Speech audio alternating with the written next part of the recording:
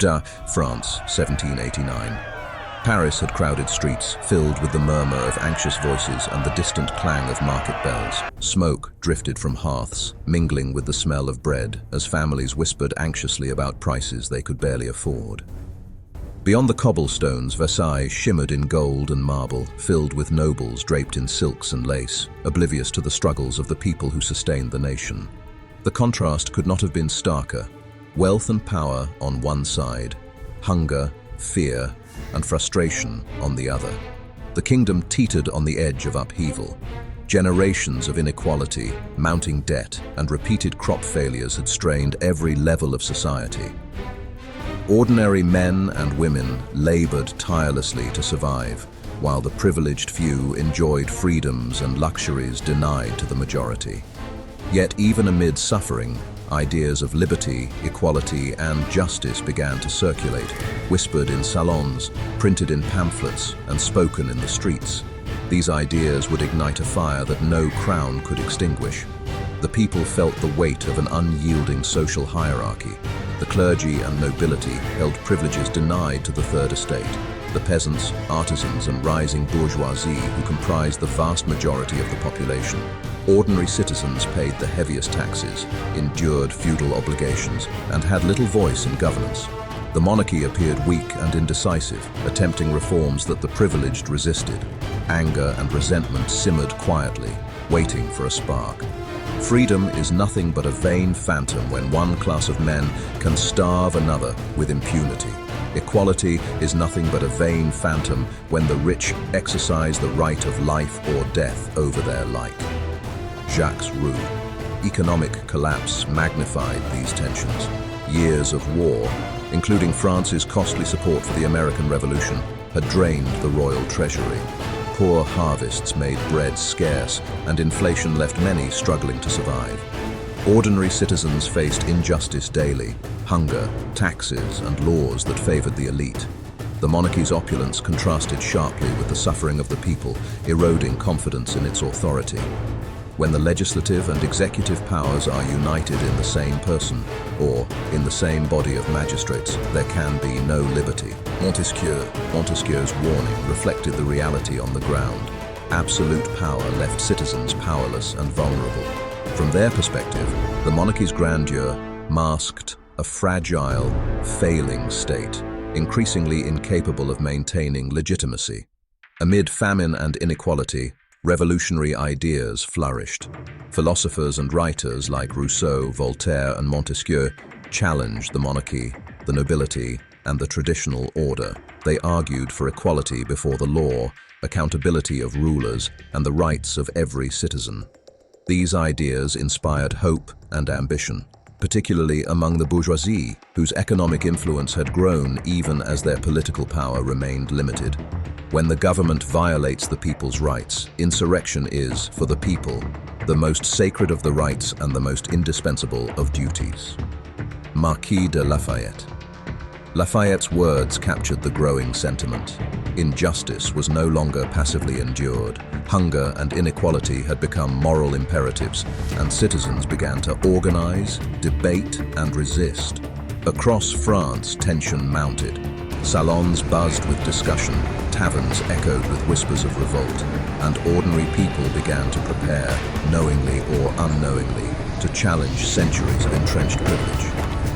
The revolution would sweep through the nation, toppling kings, abolishing privileges, and upending centuries of tradition. But the struggle for liberty carried a cost.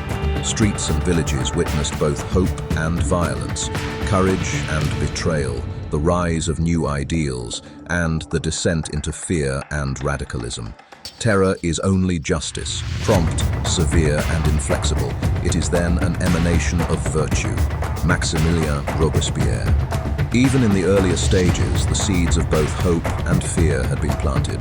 From the storming of the Bastille to the Reign of Terror, from the fall of the monarchy to the rise of Napoleon, the revolution would forever transform France and reverberate across the world.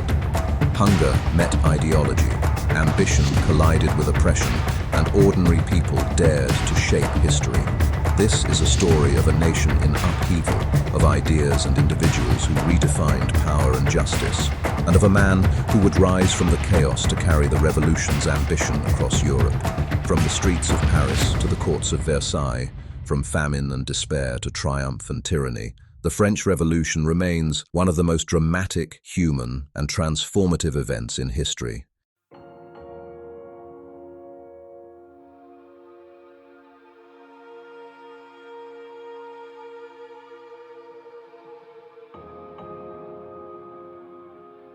France, in early 1789, stood at a fragile crossroads. The country had endured years of hunger, frustration, and political mismanagement, but now the tension felt different. It was sharper, more public, and more difficult for the monarchy to ignore. What had once been private complaints whispered by candlelight had become open conversations in markets, taverns, and parish halls. Ordinary people, who had spent generations accepting their place, now felt the stirrings of possibility. Louis XVI's decision to summon the Estates General was meant as a cautious attempt to restore order to a collapsing financial system. He hoped that by gathering representatives from all three estates, he might find a solution to the kingdom's mountain of debt. But the king had misread the moment. In calling the Estates General for the first time in 175 years, he had unintentionally invited the entire nation to speak. Once spoken, their grievances could not be unsaid. Across France, communities gathered to write their cahiers de doléances, the lists of grievances that would be carried to Versailles. These meetings were unlike anything the kingdom had seen in living memory. Peasants stood beside lawyers, merchants sat with village priests, and each group contributed demands for justice, reform, and equality. Many were modest and practical: fairer taxes, honest officials, and relief from feudal dues. But woven between them were revolutionary ideas, calls for representation, liberty, and rights that revealed how deeply Enlightenment thought had penetrated French society. The process awakened something powerful. Many peasants had never spoken in a political forum before. Now they were arguing passionately about the future of their country. In towns and cities, especially Paris, the atmosphere grew increasingly charged. Bread prices climbed, unemployment soared, and the crowded streets echoed with frustration. Police tried to suppress riots outside bakeries, but the anger was too widespread and too deeply rooted. At the same time, Versailles remained serene and detached. The palace walls, once symbols of strength, now only emphasized the distance between ruler and ruled. Courtiers prepared for the Estates General with elaborate ceremony, while only a few miles away, families struggled to find enough food to survive. Many delegates of the Third Estate arrived wearing simple black clothing, a stark contrast to the silks and jewels of the nobility. Their clothing was symbolic, a visual declaration that the nation's burdens rested on their shoulders alone. When the Estates General convened on May 5, 1789, the hall glittered with chandeliers and polished floors, but behind the ceremony lay deep tension. Louis XVI opened the session with calm confidence, as though the kingdom's problems could still be solved through gentle negotiation. But the structure of the assembly, with each estate voting separately, ensured that the Third Estate would once again be outvoted by the clergy and nobility. This injustice, tolerated for centuries, now felt intolerable. Delegates from the Third Estate debated late into the night in cramped rooms lit by candles. Many returned to their lodgings exhausted, frustrated by the king's unwillingness to grant voting by head, a change that would give the majority of the nation real power for the first time. Petition after petition went unanswered. Tensions reached a breaking point. On June 10th, the Third Estate took a bold step. It invited members of the clergy and nobility to join it as a unified legislative body. A handful of priests accepted, crossing the room to sit beside the commoners. Their simple act shocked the court and symbolized the weakening of old hierarchies. 1 week later, on June 17th, the Third Estate declared itself the National Assembly, claiming to represent the people of France with or without the king's approval. It was a peaceful act, yet revolutionary in its meaning. The old political order, grounded in privilege and tradition, had been challenged in a way the monarchy could no longer dismiss. Louis XVI hesitated, unsure how to respond. Some urged him to accept the new assembly, others advised force. His indecision allowed events to continue spiraling. Tension rose further when delegates of the Third Estate arrived at their meeting hall on June 20th and found the doors locked and guarded. Whether this was an intentional attempt to interrupt their work or merely a logistical decision hardly mattered. The delegates saw it as a direct attack. They marched, determined and unified, to a nearby indoor tennis court where they raised their hands and swore the now famous tennis court oath. They would not disband until France had a constitution. One delegate described the moment as a solemn pledge made in the name of the nation itself. With that oath, the revolution gained a heartbeat. By late June, even members of the clergy and nobility began joining the National Assembly. The king tried to maintain control, but authority was slipping through his grasp. France had not yet seen bloodshed, but the political foundations of the monarchy had already cracked. The people no longer looked to the king for salvation, they looked to themselves. And with the National Assembly now formed, the next step, the spark that would set France ablaze, was only weeks away.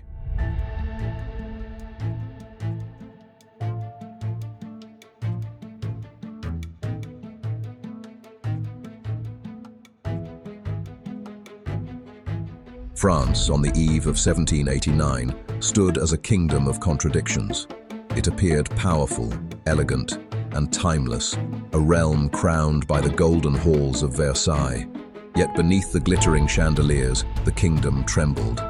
The cracks were small at first, a failed harvest, a rising debt, a restless whisper in the cafes of Paris. But together, they formed a pressure that no monarchy could bear. And on July 14th, 1789, Paris erupted. Fear had spread through the city like wildfire as rumors claimed royal troops were marching toward the capital to crush the fledgling National Assembly. Crowds flooded the streets, desperate for gunpowder and weapons to defend themselves.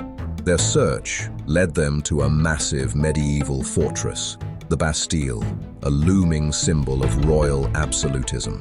Negotiations collapsed. Shots were fired. After hours of chaotic battle, the crowd surged through the gates. The governor Bernard de Launay was seized and killed, and the fortress that had once represented the unchallengeable authority of the king fell into the hands of ordinary citizens. The fall of the Bastille was more than a military victory. It was a psychological earthquake. It shattered the illusion of royal invincibility and announced to the world that France's people were no longer subjects. They were actors in their own history. In the days that followed, the revolution accelerated with unstoppable momentum. Across the countryside, peasants rose up in what became known as the Great Fear, burning tax records, storming manor houses, and dismantling centuries-old feudal privileges with their own hands. The National Assembly, recognizing the danger of losing control entirely, moved swiftly. On the night of August 4th, in a dramatic and emotional session, nobles and clergy stood one after another to renounce their traditional rights and privileges. Feudalism, the backbone of the old order, was abolished in a single night. This paved the way for one of the most important documents in French history, the Declaration of the Rights of Man and of the Citizen. Adopted on August 26th, it proclaimed liberty, equality, the sovereignty of the people, and the universal rights of man. For the first time in French history, a government declared that law existed to protect citizens, not rulers. But the revolution's promise collided almost immediately with harsh realities. The economic crisis had not vanished. Bread remained scarce, prices remained high, and the anger of Paris simmered. On October 5th, 1789, thousands of women, market workers, mothers and laborers burdened by the impossible price of bread, gathered in the streets. Armed with pikes, blades and stolen muskets, they marched to Versailles in a torrential downpour. Their demand was simple: bring the king to Paris, where he would be held accountable. After dramatic confrontations inside the palace itself, the royal family had no choice but to return with the crowd. This march marked the end of Versailles as the center of power. Paris, loud, political, radicalizing, became the heart of the revolution. Once in Paris, Louis XVI found himself trapped between reform and resistance. At first, the Assembly tried to reshape France into a constitutional monarchy, Lands owned by the church were seized and sold to ease the debt. Administrative divisions were reorganized. Old laws were rewritten. France appeared on the path to a modern, rational state. But beneath the surface, fractures widened. The king secretly opposed many reforms and attempted to escape France in the summer of 1791. His flight to Varennes was disastrous. He was caught, returned under guard, and exposed as an enemy of the very revolution he pretended to support. Trust in the monarchy collapsed. Crowds began to demand a republic. As 1792 arrived, France stood on the edge of civil and international war. Other European monarchies feared the spread of revolutionary ideas and prepared to strike. To defend itself, the Assembly declared war on Austria, igniting conflict that would reshape Europe for decades. The war went poorly at first, fueling panic in Paris. Fearing treason from within, armed crowds stormed the Tuileries Palace in August 1792 and imprisoned the royal family. The monarchy fell. France was declared a republic. A new era had begun, fueled by idealism, fear, and an unshakable belief that liberty must be defended at any cost. Yet the birth of the republic did not bring peace. Political factions battled for control. The revolution's leaders argued over who truly represented the general will. As foreign armies invaded and internal uprisings spread, the stakes rose higher and bloodier. In the shadow of these threats, the revolution hardened. The guillotine, swift, mechanical, and public, became the instrument of justice and terror alike. No one, not even the revolution's own heroes, would remain safe from the blade. And in the chaos of collapsing institutions, radical politics, and continental war, a young artillery officer from Corsica began to rise silently through the ranks, a man whose ambition, brilliance, and timing would allow him to reshape France once again.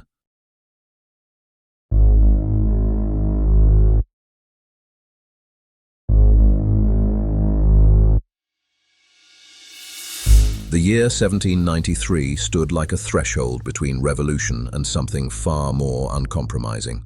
France had already toppled a monarchy, defied Europe, and declared itself a republic, but nothing had prepared its people for what came next.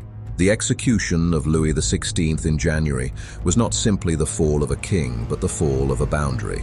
Once the blade struck, there was no returning to negotiation, no bridge back to moderation. The revolution had crossed into an age where survival demanded sharper convictions, harsher measures, and an expanding definition of who counted as an enemy. While France stood divided at home, foreign armies pressed in on nearly every frontier. Austria, Prussia, Britain, Spain, one by one, the monarchies of Europe joined forces to crush the republic that had dared to claim sovereignty came from citizens, not kings. The convention responded by calling for mass conscription, pulling hundreds of thousands into war. But the crisis did not unify the state. Instead, it intensified old political fractures. The Girondins urged caution, fearing that extremism would destroy the revolution from within. The Montagnards insisted caution was treason when the republic was surrounded by threats. Every speech, every vote, every accusation tightened the coil of paranoia inside the government. By spring, tension inside Paris boiled over. Bread prices soared, wages collapsed, and the sans-culottes, the working men and women who had carried the revolution on their shoulders, demanded action. They marched on the convention, accusing the Girondins of protecting hoarders and traitors while the poor starved. The Montagnards seized the moment, and the Girondins were purged from power. Once they fell, the political center of the revolution collapsed with them. Authority now coalesced around the Committee of Public Safety, a small body of 12 men whose names would become synonymous with both determination and dread. Foremost among them was Maximilien Robespierre, the lawyer-philosopher who believed virtue and terror were inseparable forces in the defense of liberty.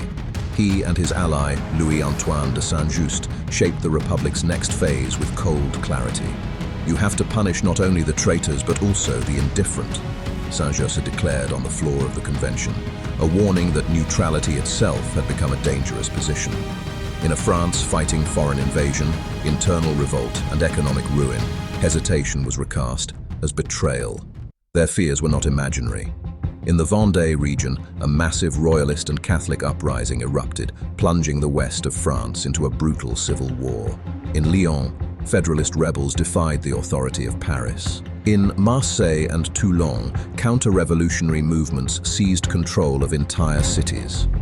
Everywhere the Republic faced rebellion, it responded with overwhelming force. But suppressing revolt was only part of the committee's task. They believed the Republic could not survive the stresses of war, famine, and treachery unless it purified itself from within. Thus began the Reign of Terror. The law of suspects redefined guilt not by overt actions, but by attitudes, associations, even silence. Old nobles, refractory priests, dismissed officials, hoarders, black market dealers, and political opponents were all swept into the widening net of suspicion. Paris, already tense, transformed into a city where whispers carried consequences and where the revolutionary tribunal worked ceaselessly to protect the people through judgments delivered at unprecedented speed. The guillotine, once a symbol of equality before the law, now became an engine of political necessity. The condemned arrived in carts day after day, their numbers growing as the crisis deepened. Those convicted were not merely executed. They were displayed as examples, as warnings, as sacrifices to the survival of the revolution. In its earliest months, the terror targeted former nobles, royalists, conspirators. But as pressure mounted, its scope widened. Entire factions were branded enemies. Hébertists, indulgents, moderates, radicals. The revolution began consuming its own children. Robespierre insisted that terror was not cruelty, but justice accelerated. The despotism of liberty against tyranny. In his mind, France stood in a moment of moral extremity where only unwavering virtue could guide the state through violence.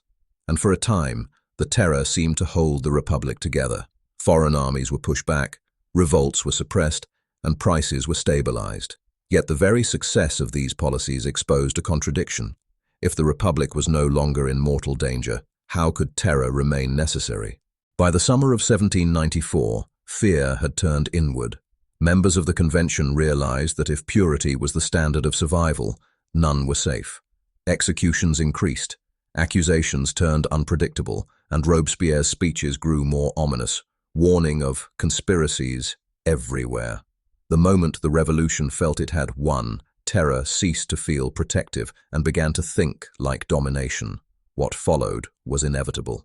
As Robespierre rose before the Convention in July 1794, threatening yet another purge, the deputies, desperate, turned against him.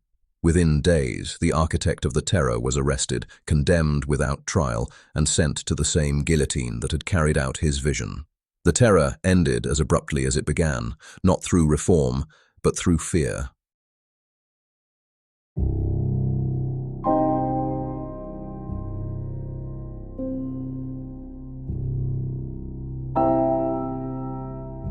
The fall of Robespierre in July 1794 did not calm France. It merely ended the loudest chapter of its violence. In the months that followed, the guillotine fell silent, but an uneasy quiet settled over the nation. The revolution had devoured monarchists, moderates, radicals, and finally, its own architects. Now, the surviving deputies staggered out of the terror, determined to dismantle the machinery that had nearly destroyed them. The prisons were opened, the tribunals dissolved, and the Jacobin clubs suppressed. Yet none of this healed the wounds left behind. France emerged from the terror exhausted, directionless, and fractured. In 1795, the question dominating Paris was no longer how to fuel the revolution, but how to contain it. The radical fervor that had once propelled the nation now terrified it. Inflation ravaged the economy, bread remained scarce, and years of conflict had left entire regions scarred by rebellion and civil war. The assignat, once a symbol of revolutionary hope, had collapsed into worthlessness. What France wanted now was not glory but stability, a promise none of the old factions could deliver. This was the world into which the Constitution of 1795 was born. Designed by the Thermidorians, it was a deliberate attempt to prevent another dictatorship, whether royal or revolutionary. Power was divided into layers, chambers, committees, and councils, all intended to restrain each other. Its executive branch, the Directory, consisted of 5 men chosen more for their reliability than their vision. In theory, it would create balance. In practice, it produced stagnation. The Directory inherited every crisis France faced, but possessed few tools to solve them. It presided over a war that continued to burn across Europe. Royalists pushed for restoration. Former Jacobins plotted revenge. Rural revolts simmered. Corruption seeped into every level of the government.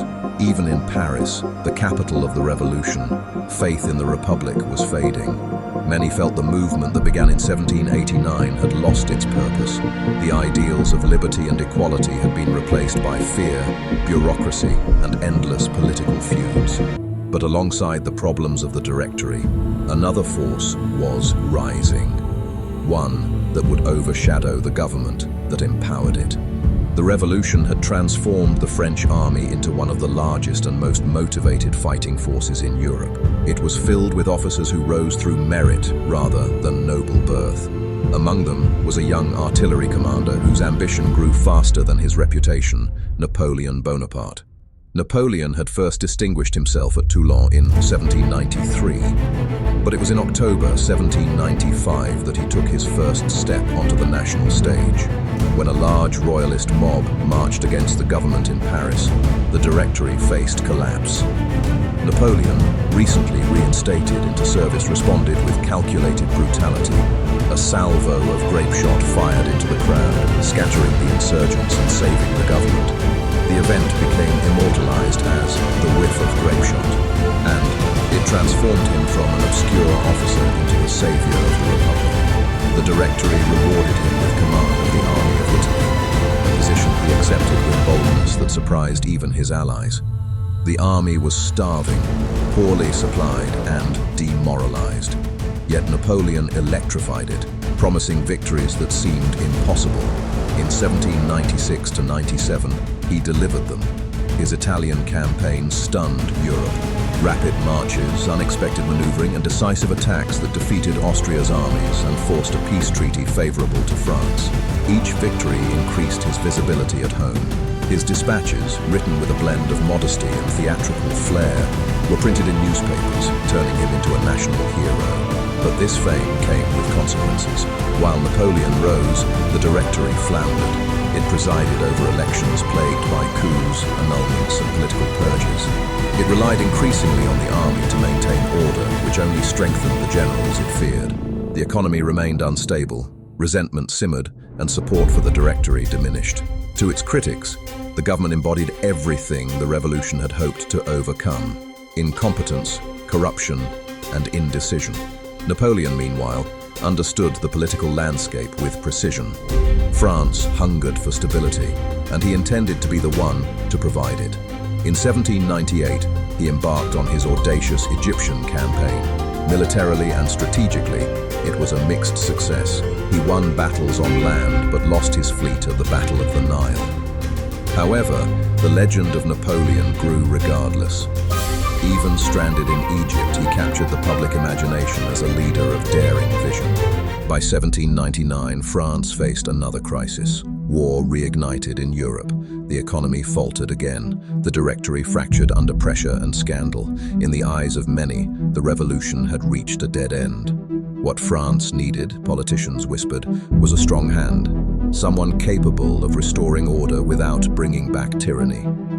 Napoleon returned from Egypt with perfect timing. His arrival in France caused a sensation. Crowds followed him through the streets of Paris. Newspapers praised him. Politicians courted him.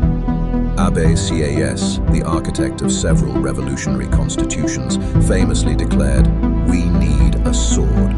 Napoleon was ready to oblige. On November 9th, 1799, the 18th of Brumaire, Napoleon carried out one of history's most calculated political takeovers.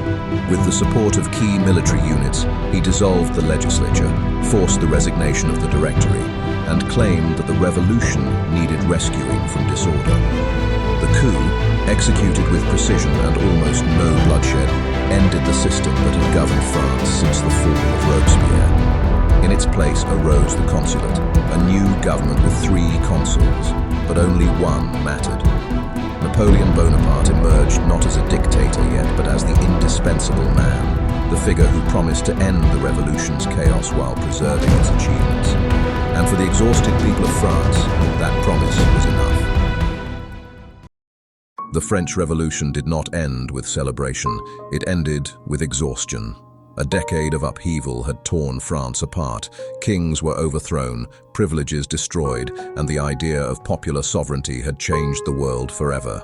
Those victories could never be undone. No ruler would ever again govern France without the shadow of 1789 looming behind them. But the revolution had also revealed its limits. Liberty collided with hunger.